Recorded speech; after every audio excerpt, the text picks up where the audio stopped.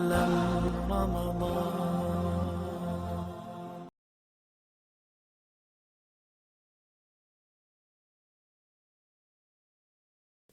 بابن اذا افطر فی رمضان ثم طلعت الشمس، ایک اور صورتحال پیش آتی ہے، آ سکتی ہے، آیا کرتی تھی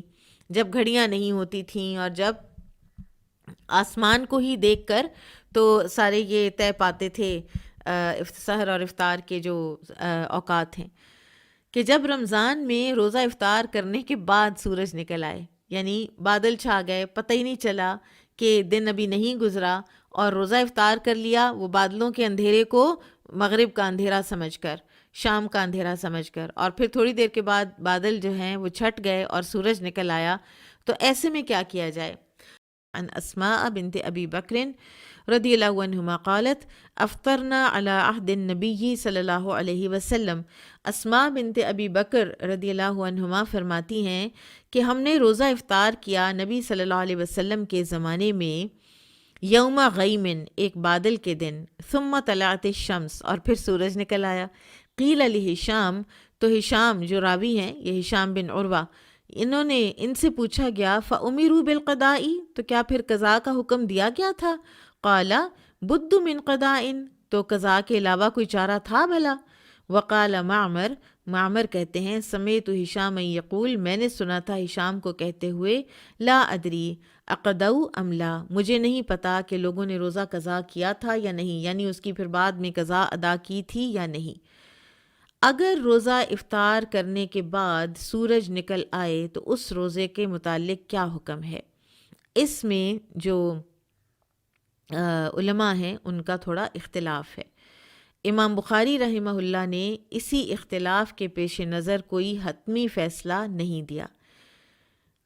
لیکن زیادہ جو درست رائے معلوم ہوتی ہے وہ ان علماء کی ہے جن کے نزدیک ایسے روزے کا حکم یہ ہے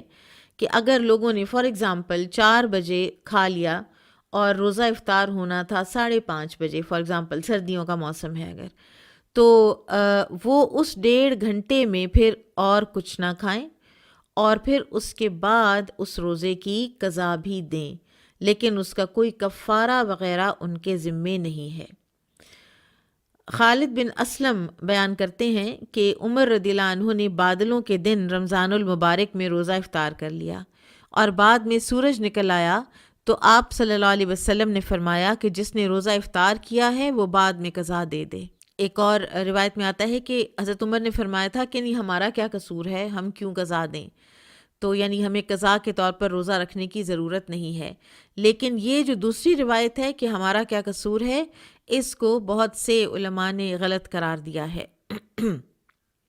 اور ابن حجر رحمہ اللہ نے قضا دینے کی تائید کی ہے، اور انہوں نے فرمایا ہے کہ اگر بادل ہوں اور اس کی وجہ سے چاند کچھ لوگوں کو نظر نہ آئے اور وہ روزہ نہ رکھیں اور بعد میں پتہ چلے کہ شہر میں چاند دوسرے علاقے میں تو نظر آ گیا تھا اور ان کو اطلاع نہیں ملی، تو پھر وہ اس روزے کی قضا دیں گے. اور اسی طرح پھر روزہ افطار کرنے کے بعد اگر سورج نظر آ جائے تو قضا دینی ہوگی.